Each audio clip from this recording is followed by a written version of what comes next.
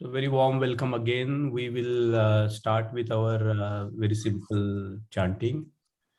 Namo tassa bhagavato arahato samma sambuddhassa. Namo tassa bhagavato arahato samma sambuddhassa. Namo tassa bhagavato arahato samma sambuddhassa. So this book 1, as we are studying, and today we are going to look at part 5. And this part 5 is something that we need to look at very seriously, because now we were talking about or looking at the political climate at the time of the Siddhartha Gautama. Now here we are looking at the historical or philosophical climate at the time of the Buddha, when he was enlightened. What was the condition of that time? So here, when we are talking about this philosophical or intellectual climate of that time, we have to begin to see various philosophies and various thoughts available that time. So I think this part 5 is titled as the Buddha and his predecessors, and is divided into 4 sections, and each of the section is very important. What is known in the philosophical parlance, the comparative study of all different school of thoughts is very important, because then only we can situate the different thought processes. So at the time of the Buddha, we don't know whether the whole country was in the grab of Brahmanical Vedism, but it's certainly true that the Brahmanical Vedism, as we know it, was confined to the northwest part of India, and it was not a dominant political ideology, or even not a dominant philosophical school, because in the Buddhist scriptures, if we look at Pali's text, there is very less mention of the Vedas. I would say almost negligible mention of the Vedas. We get the reference of 62 philosophical schools in the Brahmajala Sutta in Dignikaya. We get 6 philosophical schools, which doesn't include the Brahmanical schools, in the Samanya Phal Sutta, which is another very interesting and very important Pali text.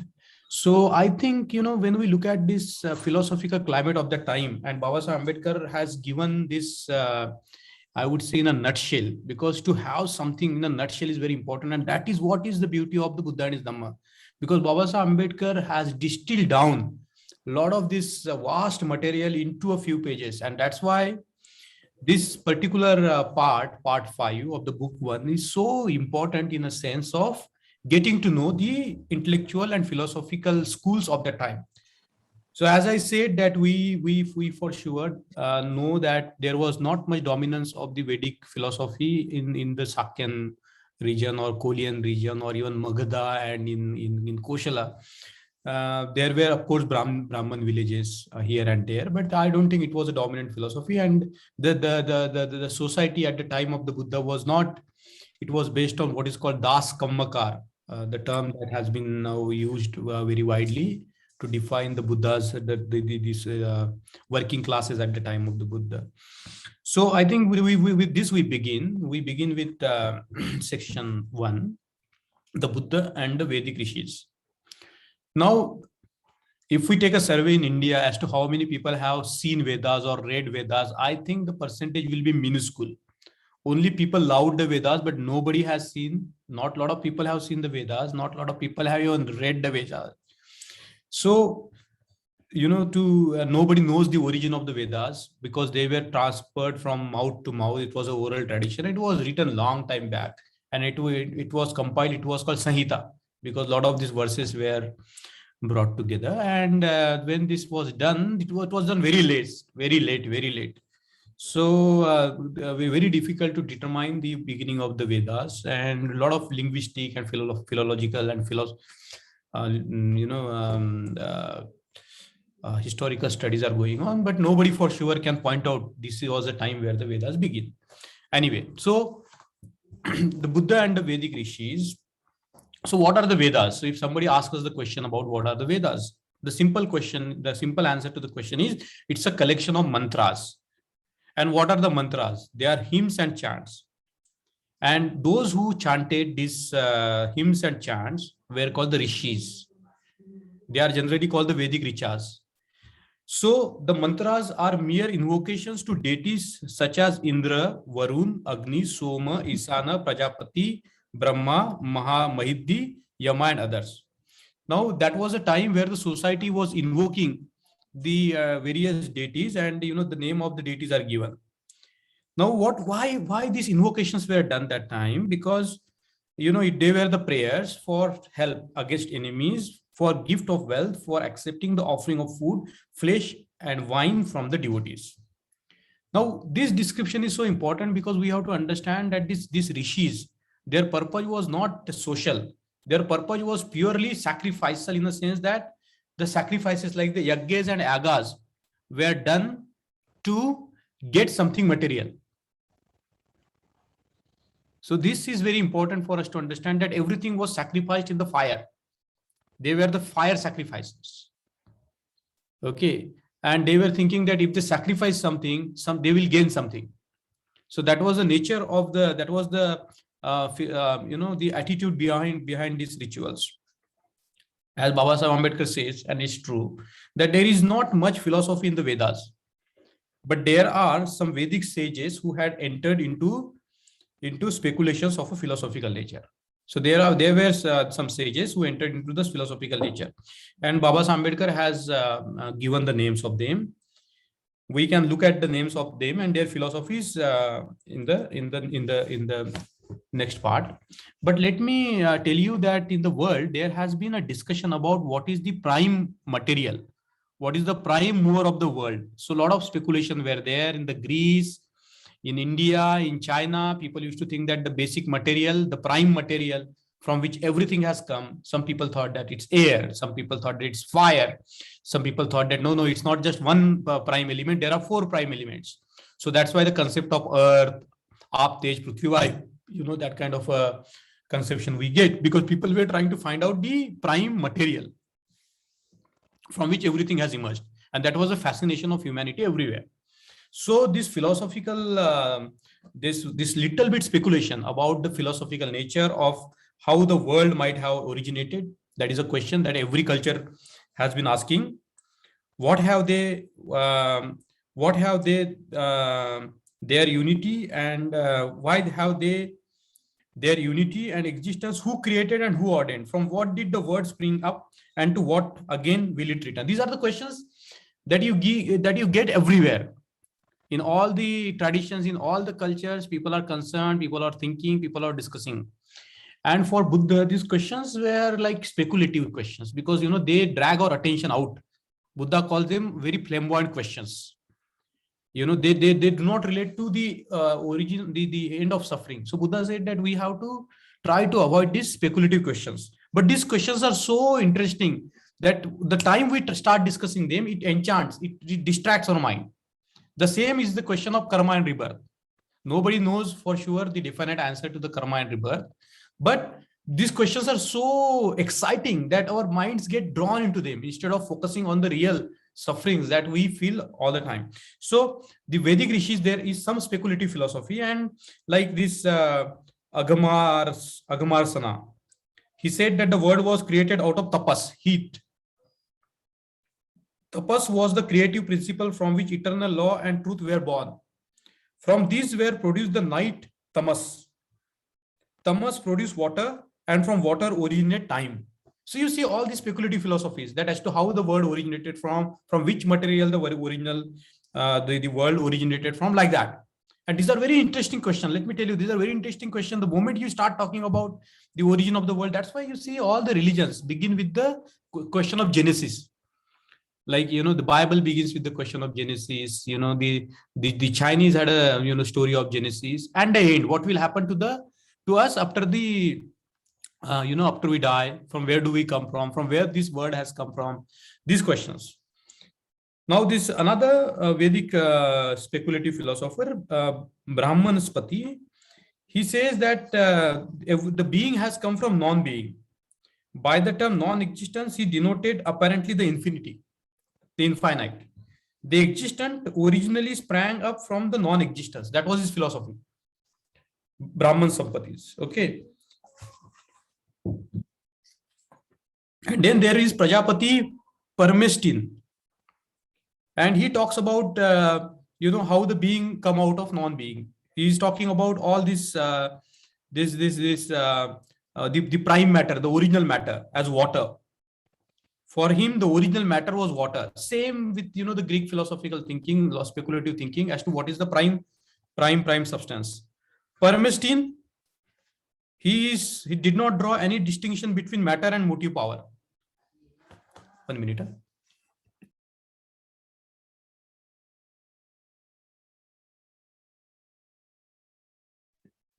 So you can see that, these various Vedic philosophers. Then there is Anila, was another Vedic philosopher. To him, the principal element was air, Vayu. It suggests the inherent capacity for movement. And then Babasaheb Ambedkar goes on describing these various philosophies of these Vedic philosophers. Now see the verse number 16, where Babasaheb Ambedkar talks about Hiranyagarbha. From doctrinal point of view, he stood midway between Parmestin and Narayan. Now, why we need to discuss this? Because we need to look at the intellectual climate in which the Buddha was teaching, in which the Buddha was awakened.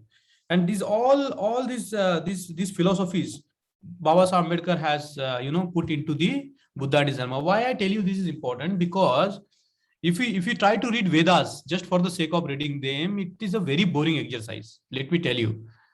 And to get the gist of the Vedas in a few pages, of course, there can be people debating on Babasaheb Ambedkar's viewpoint on various philosophers, but we have to bear in mind that it's not a small feat that, to study this much literature and distill down the philosophies and the thoughts of a few people which are relevant to the discussion. So after discussing these various philosophers, you can read them. They are very simple. They are not very difficult to understand. If you understand, like Vishwakarma, he held the view that it was God which was the motive power.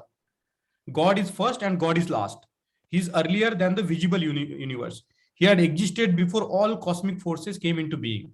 Verse number 19 about Vishwakarma. Now, the Buddha had studied this. Buddha was in the know of these philosophical traditions and schools. What did Buddha do? Verse number 20.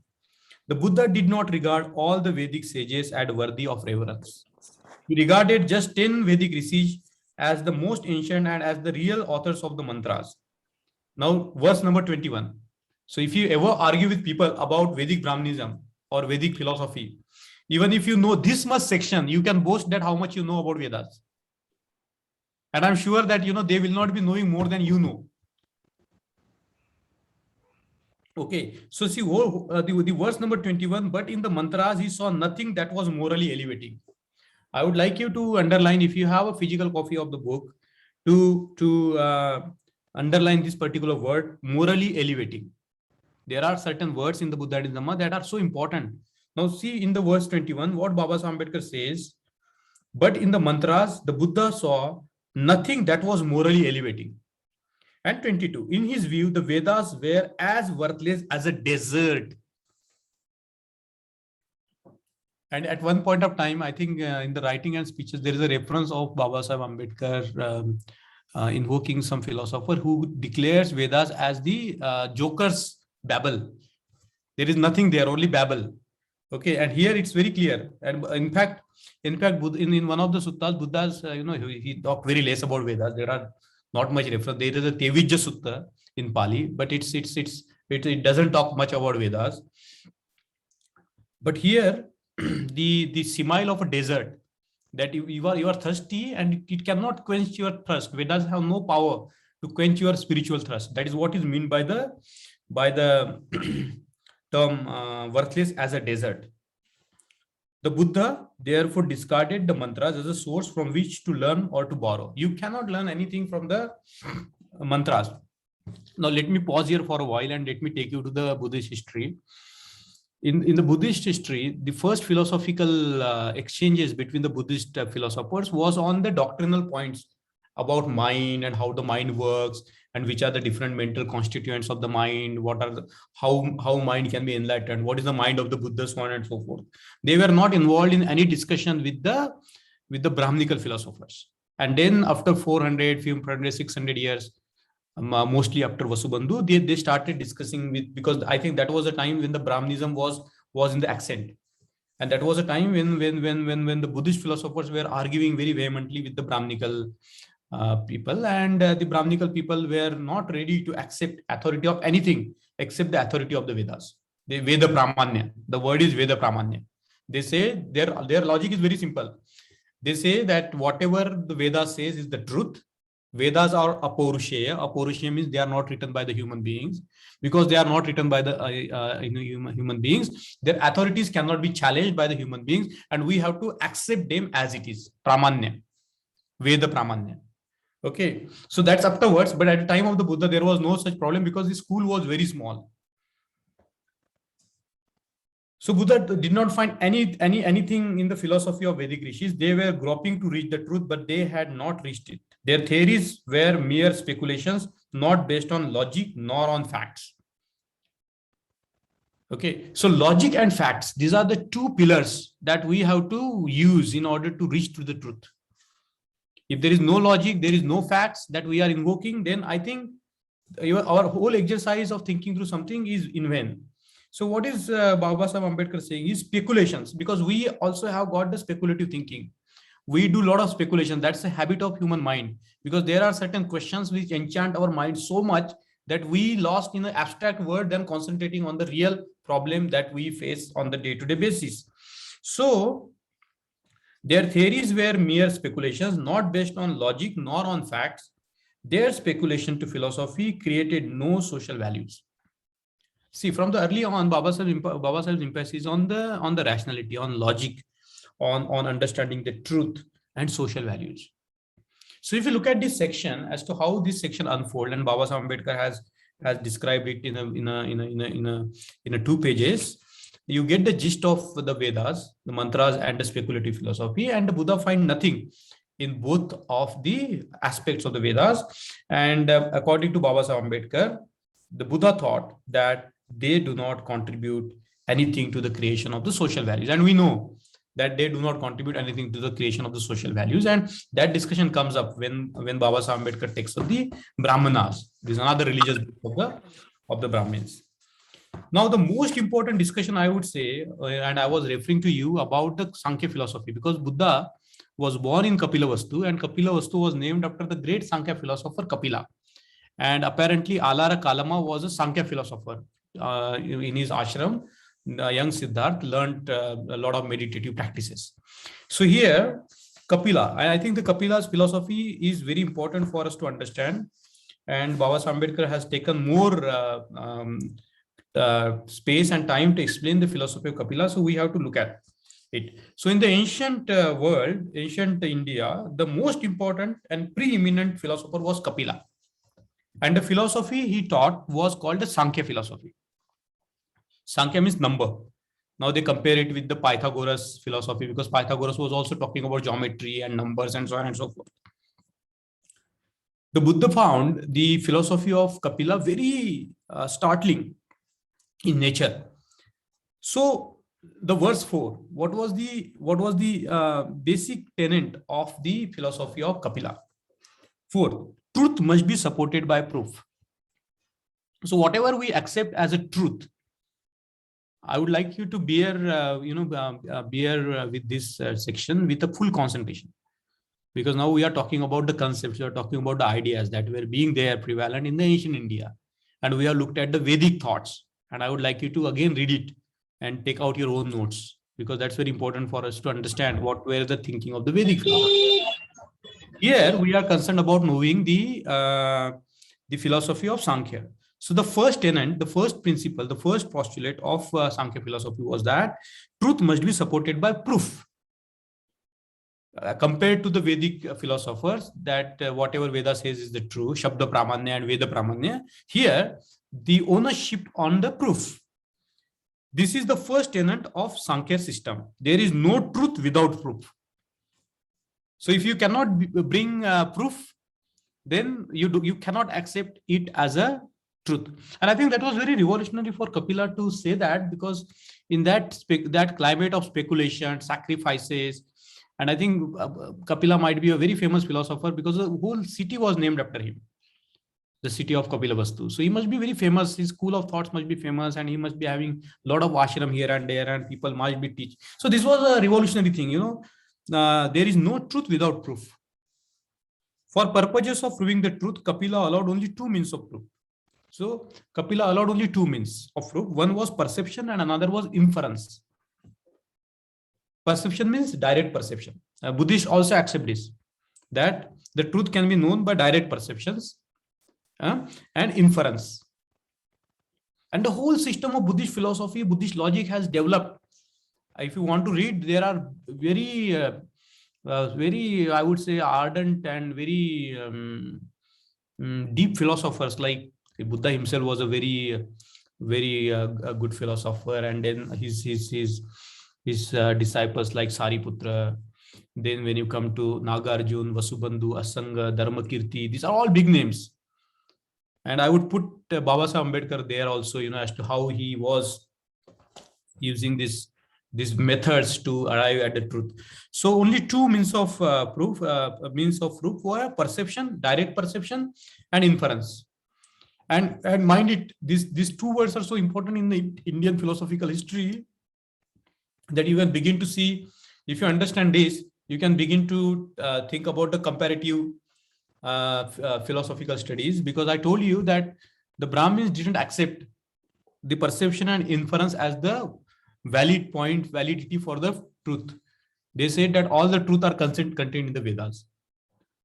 And from there, they derive the authority of the Manusmriti. From there, they derive the authority of all the caste system, Varna system, and everything. Because it cannot be challenged. It is apaurusheya. It is not written by human being. It is divine in origin. So it cannot be challenged. Only human beings have to practice and follow it.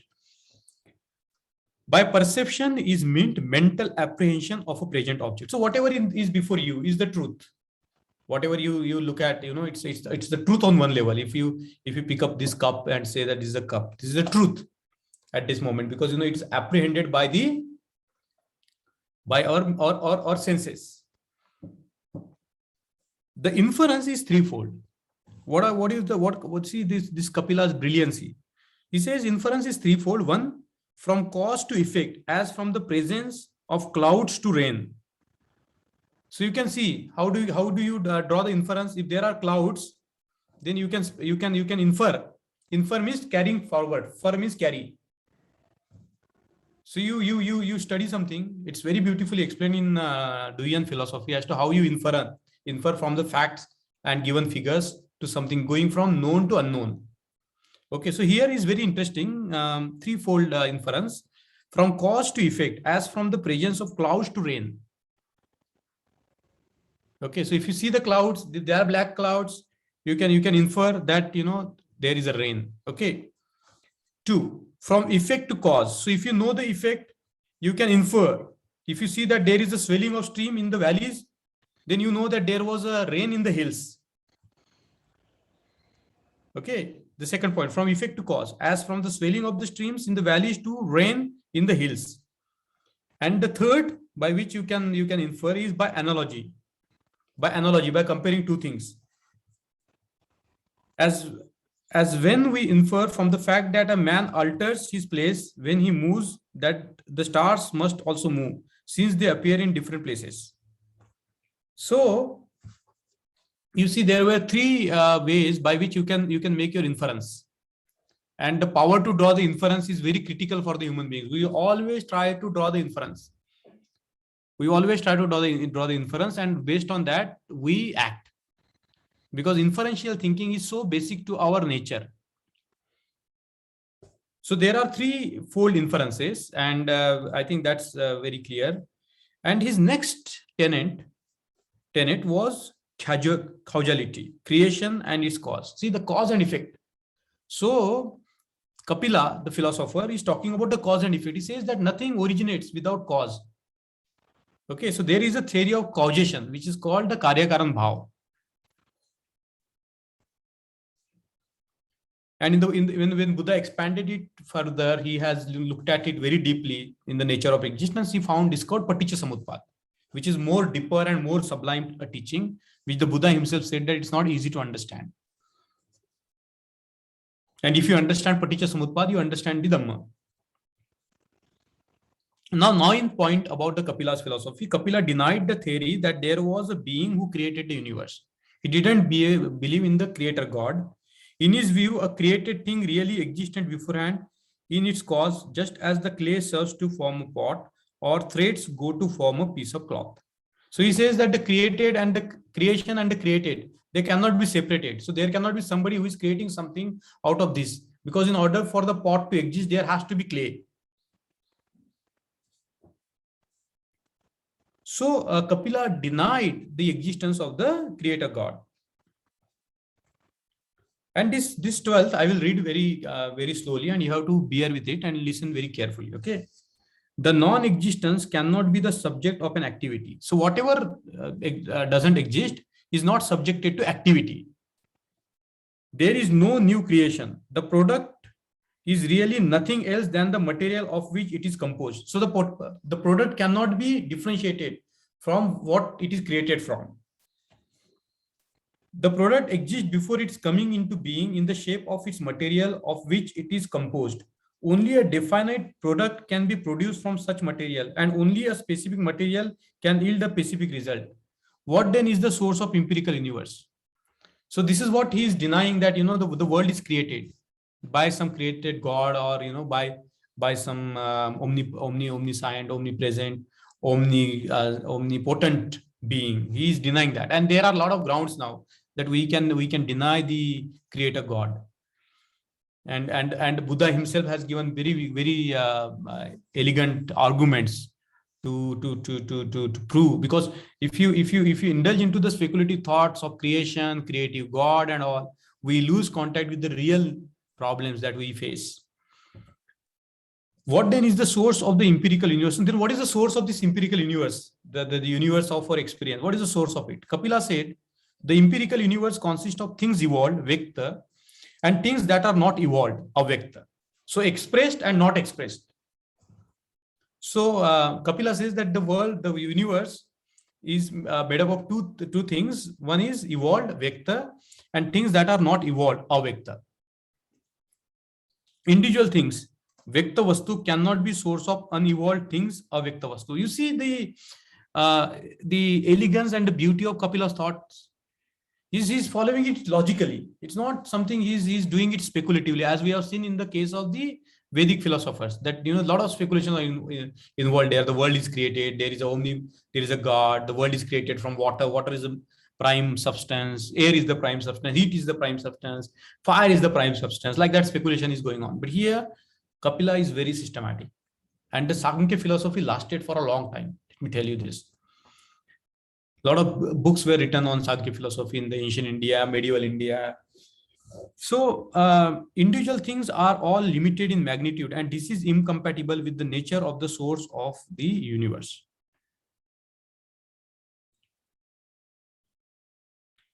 So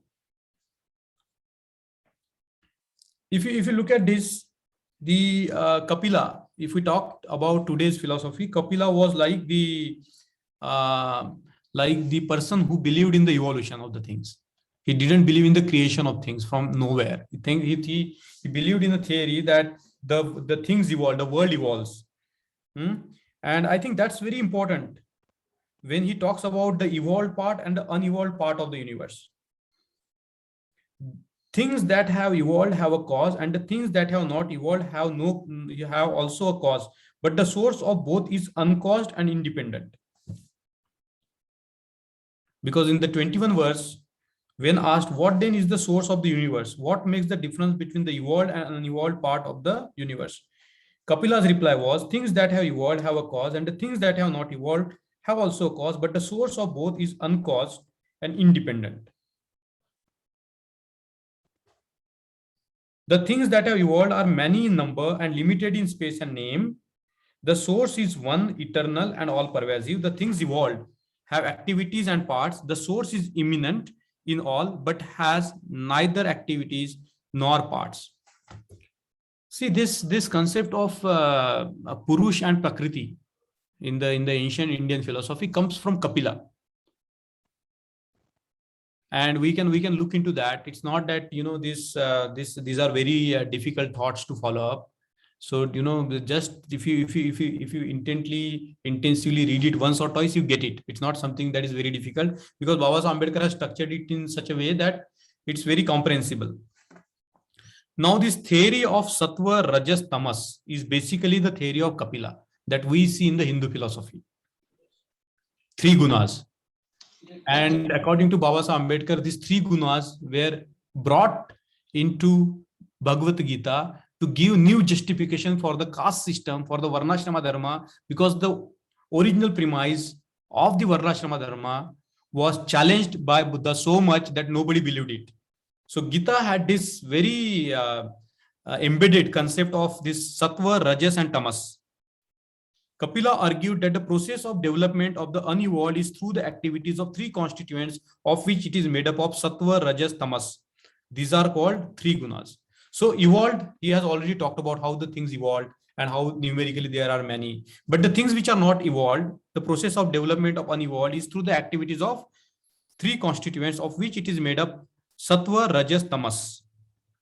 These are three gunas. So the doctrine of three gunas that we have to understand, because it is a very much part of the so-called Brahminical philosophical system. They have borrowed it from Sankhya philosophy and put it in the Gita to give new justification that the Brahmins have Sattva and Kshatriyas have Rajas and so on and so forth. You see, the purpose of putting this in the Buddha and his Dhamma, and I'm sure that Baba Ambedkar has to really distill down a lot of reading into a few pages so that it's very easily communicable to us as to what are these different philosophical concepts that we see around and their sources. Now, what is called Sattva? The first of the constituents or factors corresponds to what we call as light in nature, which reveals, which causes pleasure to men. The second, that impels and moves, what produces activity. The third is what is heavy and puts under restraint, what produces the state of indifference or inactivity. The three constituents act essentially in close relation. They overpower and support one another and intermingle with one another. They are like the constituents of a lamp, the flame, the oil, and wick. When the three gunas are in perfect balance, none overpowering the other, the universe appears static, achetan, and ceases to evolve. Now listen this. Now these three gunas, Sattva, Rajas, and Tamas, according to Kapila, if they are in balance, they are harmonized, then the universe is achetan, nothing evolves from there. Okay, but when they are not in balance, the evolution begins. Asked why the gunas become unbalanced. Now this 29th verse is very important. 29th verse is very important. Asked why the gunas become unbalanced, the answer which Kapila gave was this: disturbance in the balance of the three gunas was due to the presence of dukkha, suffering.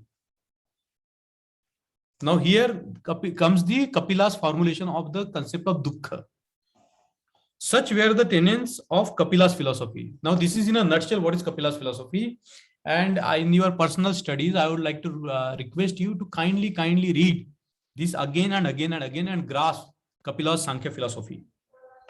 Okay. Of all the philosophers of the Buddha, the Buddha was greatly impressed by the doctrine of Kapila. He accepted that reality must rest on proof, thinking must be based on rationalism. Again, very beautiful line in the Buddhism. What Baba Saheb Ambedkar has put up here is thinking must be based on rationalism. Very pithy, very direct line. He accepted that there was no logical or factual basis for a presumption that God exists or that he created universe. So Buddha didn't believe in the creator God and he didn't believe that God exists.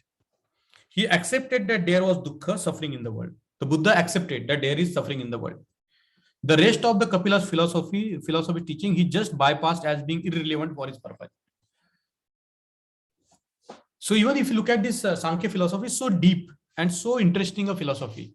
And after studying it, the Buddha took whatever he could and then discarded rest of it as not necessary for his purpose. Now, today, I'm going to just take another 5 minutes because this next section, section 3 and section 4 are so important that I will need to spend the entire class on the section 3, the Brahmanas, because There you get to see the gist of the Brahminical philosophy, and then the Upanishad and their teachings. These two sections are very important. So we will leave it for the next class.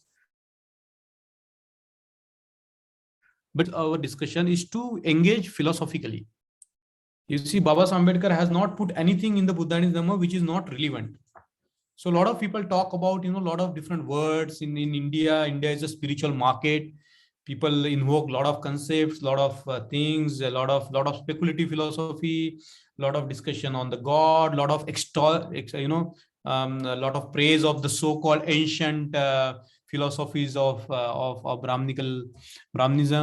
Vedas are so great, and there is a Vedic mathematics, there is a Vedic this, Vedic that, and every time you will see that people try to talk about things like there was plastic surgery. The Ganesha is the example of plastic surgery, so on and so forth. So why this discussion is included here? Because the understanding the background, what is happening in the society around, is so critical, isn't it? So it is not that the Buddha, then people, there are some people who talks about Vedism and Buddhism is the same thing. Like you can even mere glance at the Vedas, you will know that it's diametrically opposite to what the Buddha taught, and the social values that Buddha wanted to bring in the world. And there are a lot of things people say that Buddha is just a branch of Hindu philosophy and so on and so forth. But you see, if you do this comparative studies, comparative analysis, you begin to see that how unique was the Buddha's philosophy. He's like, he discovered the Dhamma himself. So I think this is the purpose of this part 5 in the Buddha and his Dhamma, which we all need to understand, so that we understand Buddhism in its perspective, in his perspective, the quest of the Buddha himself. So I will stop here and we discuss.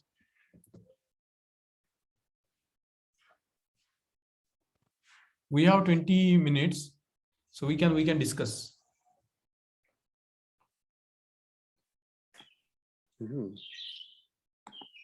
And it's not that you ask questions, you can reflect on, you can share your opinions. This forum is free now to deliberate and discuss. Thank you, Mangesvia. It was a wonderful session, and particularly this part, as I can see, is where we need some reflection. Yes. Something that comes to my mind, while you were earlier talking about the origin of Kapilavastu, it was named by this Kapila, and he's one of his disciple, Alar Kalama and Bhardwaj, who had the kind of ashram there. So we said that they had also not only this philosophical speculation about the origin of the universe, nothing to do with that, but acceptance of suffering. But I was the thing that came in my mind was, this is all just a philosophical thing. Why didn't he talked about meditation? Like, okay, here's the suffering, because he didn't do that. At least he established the relationship between the acceptance that there is a suffering, but not going deeper into the suffering like the Buddha did, and then teaching a systematic path like meditation to overcome that suffering. But anyway, just something that comes to my mind.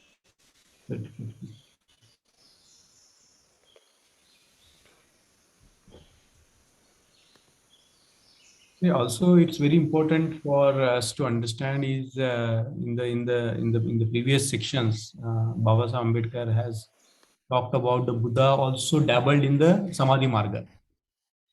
And he talks about the three sort of samadhis. He talks about the samadhi based on Anapanasati. Then there is a pranayam, and in this before to this section. And then we know that with Uddaka Ramaputta Buddha, the Siddhartha Gautama attend to what is called the Neva Sannana Sannayatan Samadhi. So it is not that the levels of samadhis were not available that time, because it's every time there was a tradition of a samanas who used to go to the forest, retire to the forest, and think about their this thing. So I think what is important is the Buddha's discovery of Samma Samadhi. And the point that Baba Saheb Ambedkar has been making in the Buddha and his Dhamma, that what Buddha discovered in terms of his method to know the truth and to understand the source of suffering. I think what is very important is the Buddha, before his enlightenment and before he practiced asceticism, as it comes in the Buddha and his Dhamma, that he also dabbled in the meditative schools. And we have a textual reference of Alar Kalam, that he could reach up to the one of the levels of the Samadhi, Rupa Dhyana and all. So I think what is critical for us as a Buddhist today is to see whether we need to just get caught up in those dhyanic states. Though important, the Baba Sahib take will be like it's very unique take, I think, in the Buddhist world today. And it's not that Baba Sahib Ambedkar was not aware about all these schools of dhyanas and all, because all this material was available to him. In fact, a lot of Mahayana material was available to him because of the Baroda, because of the Maharaja of Baroda. That time he was printing books like Pradnya Parmita and Sadhana Mala and whatnot. So I think we as a Ambedkarite Buddhist, we have to look at this Samadhi from the Ambedkarite perspective now, and really develop this, I won't say a school of Samadhi, but put it in the perspective of the entire premise of Baba Sahib Ambedkar as to how we and Buddhism become serviceable to the humanity. I found it very interesting that Baba Sahib Ambedkar puts that, let me take you to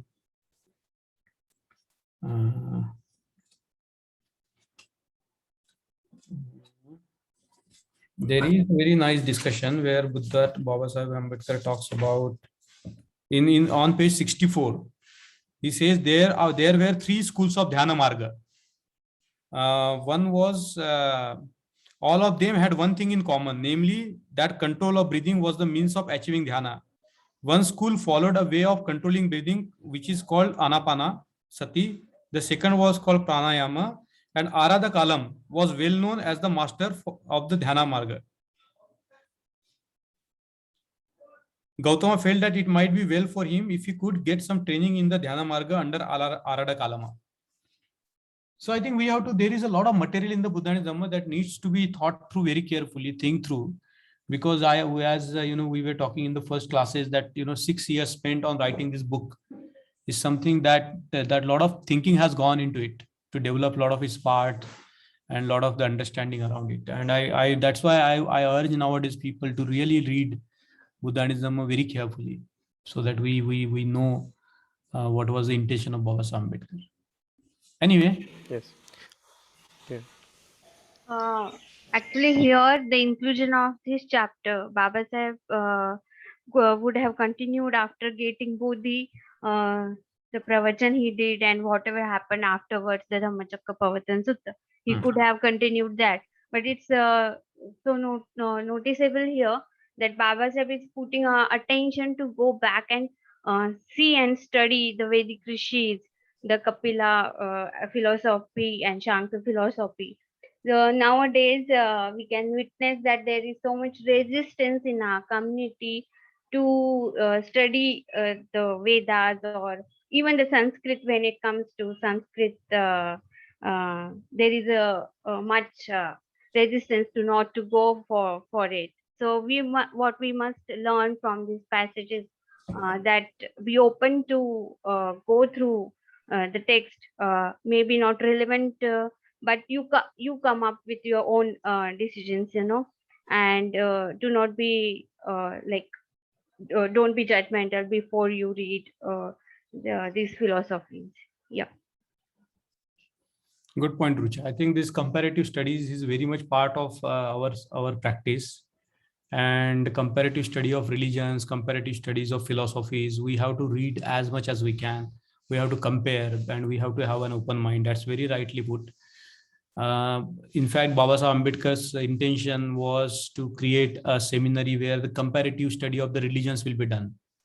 And Buddha himself was the first person, I would say, in the world who really encouraged the comparative study of the thoughts and religions. He compared 62 philosophical schools. Mm-hmm. So beside, I told you that Vedas, this Vedic school, now it looks prominent because of the agenda, because of the propaganda. That Buddha's time, it was not such a prominent school. That that whole India was saturated by Vedas, and Vedism is not true. And we can see it simply looking at Sankhyas and Sakya and Koliyas and Magadha Empire and so on and so forth. They were dominated by the so-called Khattiyas, the landowners. So I would say that comparative study is a part of our practice. And I would say that even the inter-Buddhist comparison, that what are the different school of thoughts in Buddhism, how we compare, how do we compare the Samadhi Marga in this school, in that school like that. I think the time has come for people to really go for these comparative studies. So thank you so much. And Baba Saheb was we knew that he was denied to learn the Sanskrit in his school and college days, but he studied it well, and not only studied, he taught in German university also. Good information. Good information. Thank you. Yeah. So that is we must learn this quality from Baba Saheb, right? We should not be resistant and say no because that belongs to other, or we relate Brahman to Sanskrit language. And other point you said, we should learn from different schools, like the Dasmatika Sutta is from Mahayana.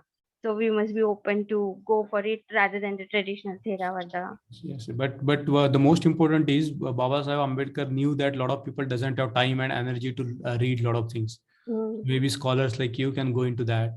But I would think that for a community of ours, the Buddha and his Dhamma is sufficient. It has all the things that we need, isn't it? So in one and two pages, Baba Saheb Ambedkar has given us the gist of Vedas. Read it, get through it. We don't have to go into more into it, because he has given the gist for sure. He has read the Vedas. He was a student of Vedas for a long time. He told, and you can take this page to any scholar of Sanskrit, any Brahminical scholar, and talk to them. And I will tell you that at the end of the day, you will know that you know more than them, because you have the gist of the things. As I told you in the beginning, nobody has read Vedas in this country. Why do we waste our time in reading, entering into the desert, which Baba Saheb, which Buddha called desert, and Vidushaki Badbad? It's like a joker's babble. Like in the circus, people come and and it's like people are under the influence of Soma. People are having parties in the grasslands. They are sacrificing the cows, eating, enjoying. So what philosophy you can derive, what social values you can derive from there. So it's up to you if you want to go into Vedas. But for, I think, a community, very important, read 2 pages, get rid of it. Understand Vedas, get rid of it. Go on, move on. Yeah, the best shortcut Baba Saheb has put in front of all in the form of Buddha and his Dhamma. Thank you for leading this session. Pankaj? Yes.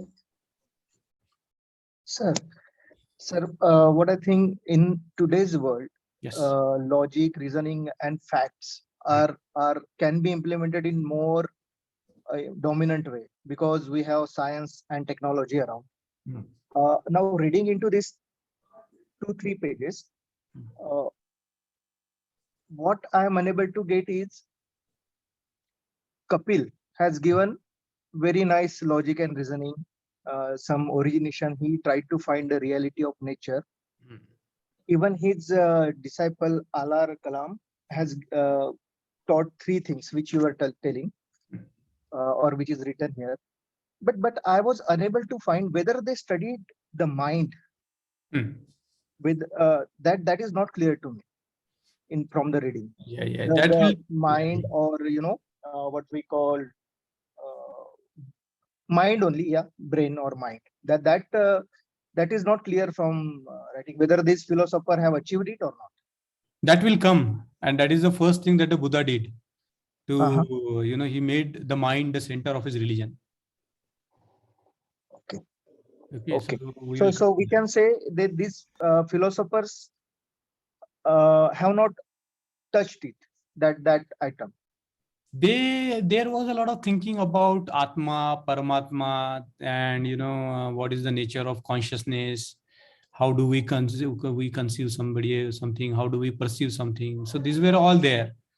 I think Buddha was the first person who systematically thought about, reflected on his own experiences.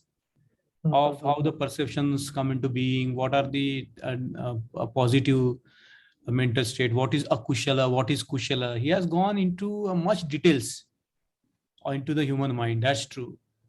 So that is a difference, sir. That's a difference. That's a difference. There's a big difference because his scheme was not based on speculation. The Buddha's scheme was not based on speculation.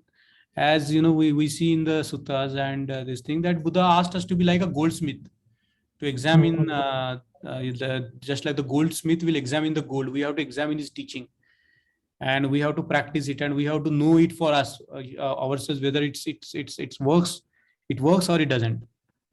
I think no religion or no philosopher has thrown his religion to this challenge. Great. Mangesh sir, I'd like to just reflect on two things that I believe is important.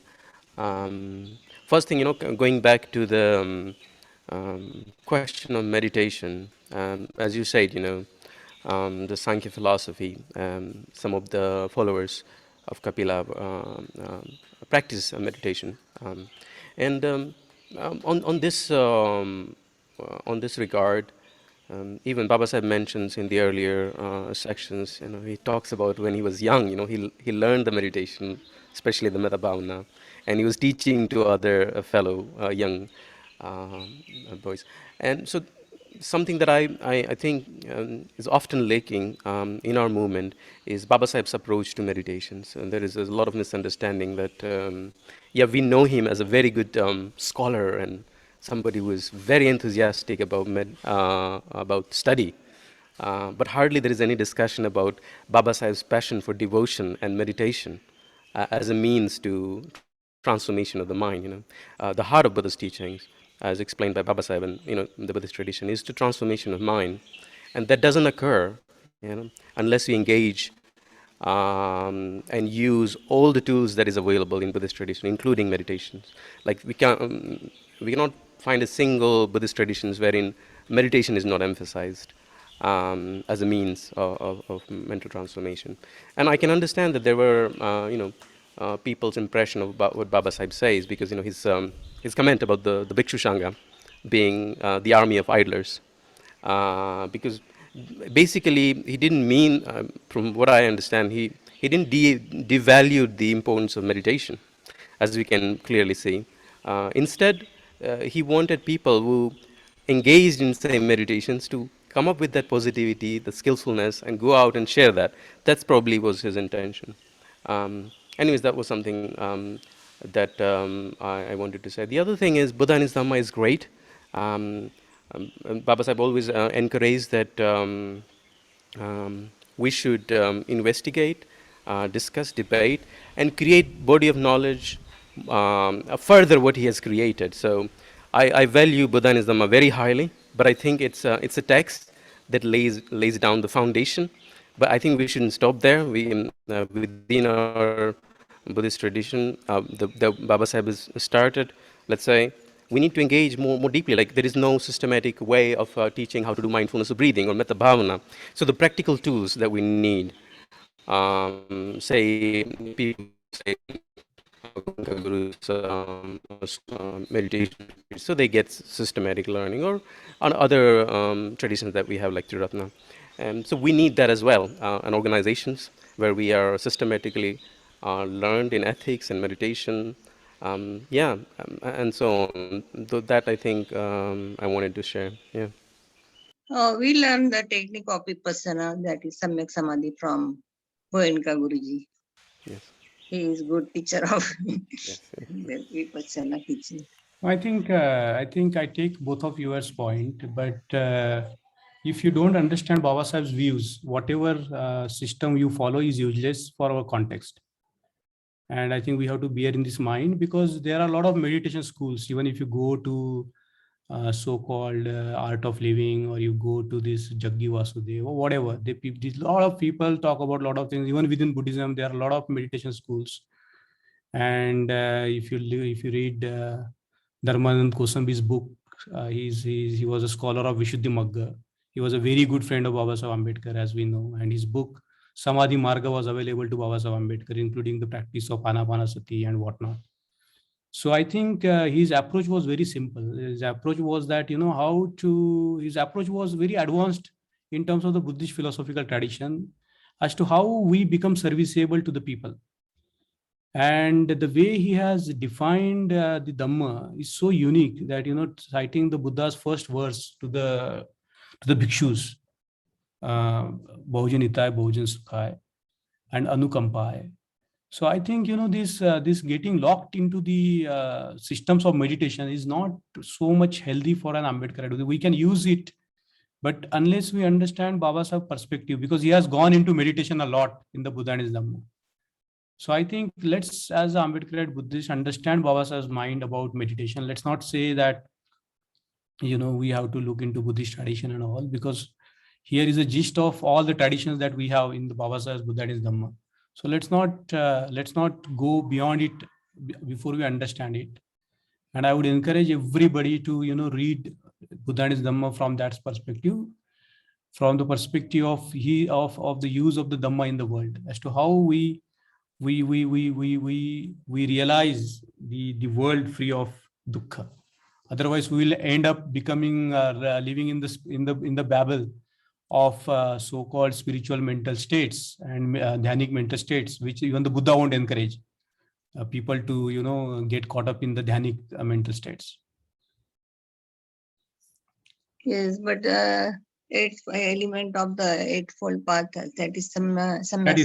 That is, and we have to understand from there only, because Yeah. Baba Ambedkar has gone into depth in Samyak Samadhi. Yes. And there is a lot in the Buddha and his Dhamma, which is sufficient for us. Yes. Isn't it? So those who want to do thinking outside the box, they are more than welcome. But my firm insistence will be to really understand Buddha and his Dhamma. And I think there is everything that we need, all the way up to the enlightenment in the Buddha and his Dhamma. True. Can I say a few words? Yes. Yeah, I'm Dr. Sunanda Dhivre. According to my opinion, I feel that Buddha and his Dhamma, written by Baba Sahib Ambedkar, is just like he has taken all important points in his this book. It is not possible to read all the Tripitaka for everyone. Right. So it is just a gist of the Tripitaka, and just important points he has taken into Buddha and his Dhamma. Yes. And when we are talking about the Samadhi, I feel the Samadhi is a concentration. And Baba Sahib has definitely done the Samadhi, like he was concentrating on getting knowledge. Even the Buddha has tried to get the knowledge and he got it. Even Baba Sahib has, first of all, he has concentrated on getting the knowledge. And that's the reason he could get so much of knowledge, understand everything, and then he tried to help the people. He know the people from our community, means like not only from the Buddhism, from all the other caste and everybody is not going to understand the Buddha's teaching. It's not so easy to understand Buddha's teaching. When you go into the depth, and then you get to know what is Buddha's teaching. So for that, the basic knowledge is important, that is given into the Buddha and his Dhamma. And I feel Buddha has said that Buddha's teaching is the experiential knowledge. So everyone should try to get the experience of what is told by the Baba Sahib and what is told by the Buddha. If you experience it, you will understand, and then only you will be able to talk on that subject. Because just doing a discussion, I think it is not going to come out anything special. Sure. Madam, can I say something? Mangesh? Yes. Samadhi is concentration of mind. And Baba Sahib has written Samyak Samadhi. That is, there is too much of difference between Samyak Samadhi and only Samadhi. So mere Samadhi means concentration is not enough in Samyak Samadhi.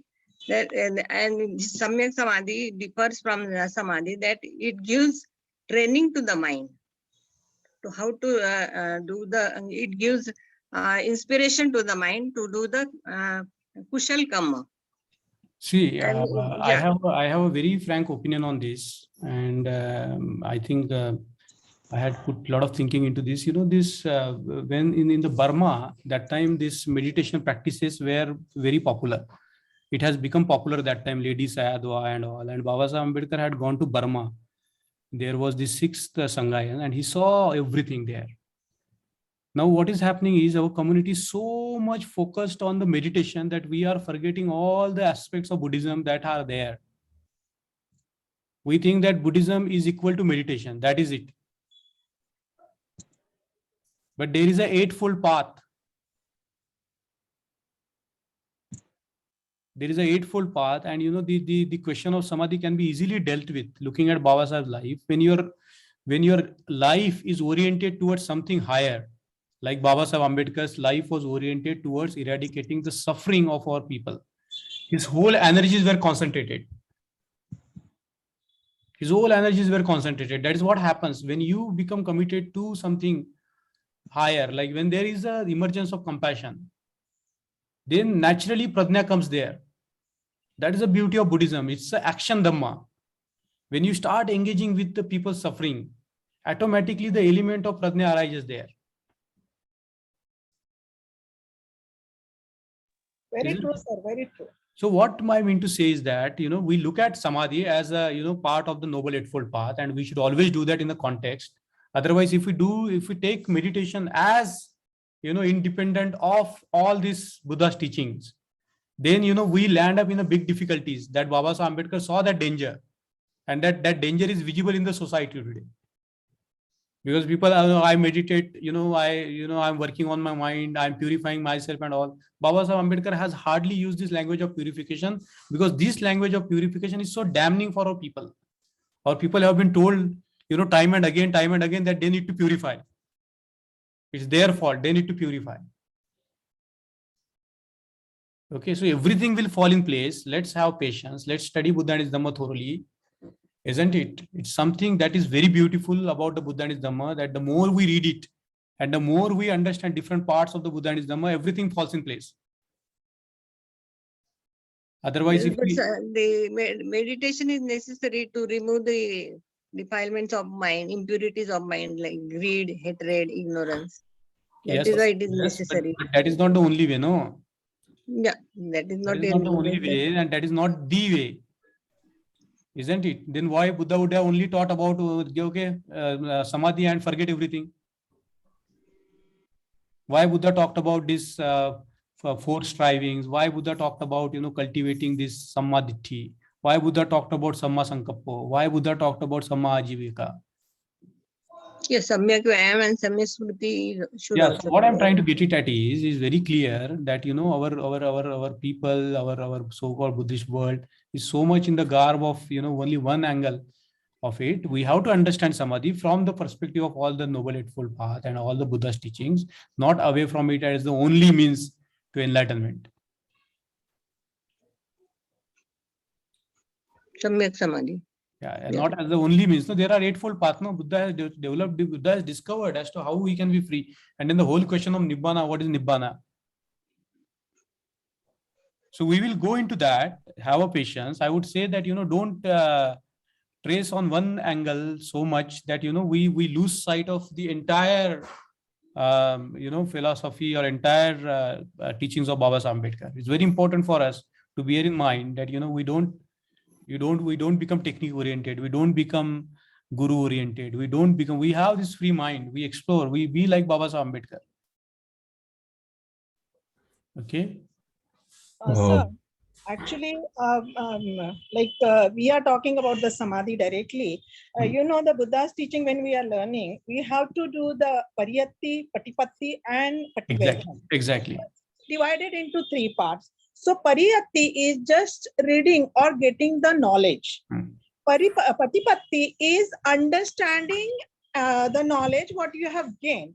And pativedana is the experiential knowledge where you can get the samadhi. So from pariyatti, you cannot go to the pativedana directly. Right. So first thing is you have to do the pariyatti, that gaining the knowledge, what Buddha has taught. what is told by the Babasaheb Ambedkar, what Good. Babasaheb Ambedkar has written in his book, that we have to read, understand. When you understand, then you try to get the experience, and then you go about the samadhi. Directly, you can't go to the samadhi. And I it's think- not so easy to get the samadhi. For that, you really need a experiential knowledge, and you can do the Patipatti and Pativedhan simultaneously, but you have to have a pariyatti. So when you read your Vishuddhi Magga, you get a very good idea about what is the different type of samadhis and how it is done, who was Alar Kamas and what was his view. There are other 5 teachers also of Buddha. They have also given the different types of meditative techniques, which Buddha was not satisfied with their technique. And finally, he has to find his own way to get the enlightenment. This is my True. understanding. True. Because people must understand what they are doing, and they have to practice Panchashil, but they must know why they are doing. Yeah, I think Tai, Yes. we will end here. I will take just 2 minutes. And what I'm saying is, you practice any school of meditation, it doesn't matter. First, understand the framework of Babasaheb Ambedkar. As Sunanda Didi was saying, very nicely she put up, that we have to know the theory. We have to know the theory, then everything falls in place. Even your own meditation practices, because at the end of the day, meditation becomes your own individual practice. Isn't it? Like I cannot do meditation for you and you cannot do meditation for me. It's your personal thing, right?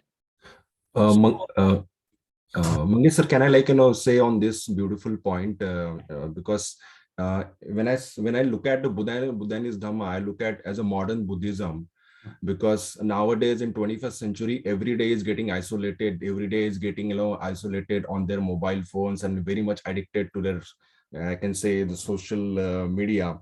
But if I talk on the Buddhist Dhamma, it just talk about the society, talks about the people, the relation between the two persons. And when I see that, when I see the Buddhist Dhamma, the Babasaheb specifically mentioned that, when there is a two man, there has to be Dhamma. The relation between the two man is best has to be on the Dhamma. So if I talk to Mangesh sir, there has to be a Dhamma in between. Then I can have a wonderful communication. Then I have a compassionate communication. So that is the point I really feel when I see in the 21st century. And if I go back to the introduction of Babasaheb in the Buddhist Dhamma, he says that his aim is not to become a perfect man. His aim is to become a social servant, devoting his life to service of the people and being their friend, guide, and philosopher. So that was a beautiful, I can say, not only to the bhikkhu, I think to the whole people who are following the Babasaheb, I can say. And he's become a perfect man. He's of no use to the propagation of Buddhism, because though perfect man, he's a selfish man. So in the other hand, he's a social servant. He may prove to be the hope of the Buddhism. So I think the gist of the Buddhist Dhamma is given in the introduction of Babasaheb, that we have to be friend and a guide, to all the people whom we can help, and have a Dhamma in between, have a relationship of Dhamma, I can say. That is a foundation. And then we can propagate the Buddhism throughout the world. So that is my reflection. Thank you.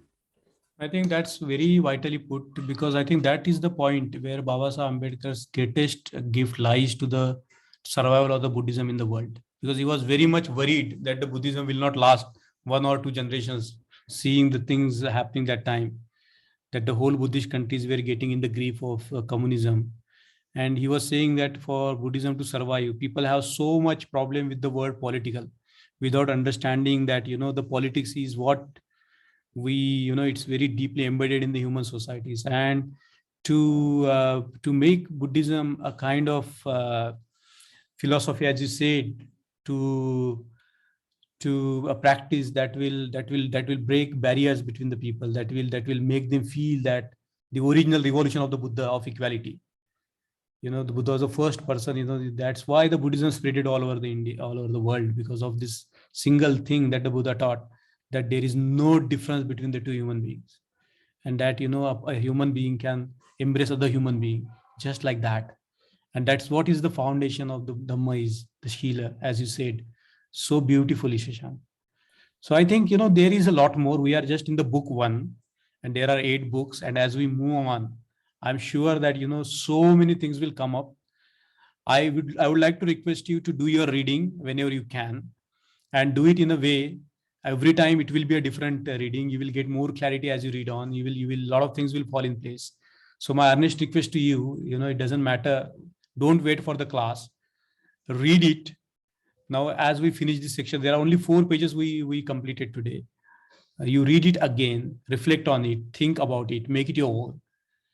So unless there are any pressing points on your mind, anybody wants to immediately react or talk about something, if there is nothing, we will end. I have don't want to discuss on this topic now. I just wanted to suggest regarding that panel discussion that whenever we take I think we must read those topics first, 2 topics, rebirth and this anatta theory and so on, and read and interpret it, and then we should take the panel discussion, because if we will tell the people and don't understand what we are talking, then again there will be only debate there. No, we want PowerPoint presentation. Okay, Alkata, we will discuss in the group. Meanwhile, thank you so much, everybody, and thank you, Nikhil, for hosting it. And see you next week. Thank you. Thank you, Jai Bhim. Thank you, Jai Nikhil. Bhim.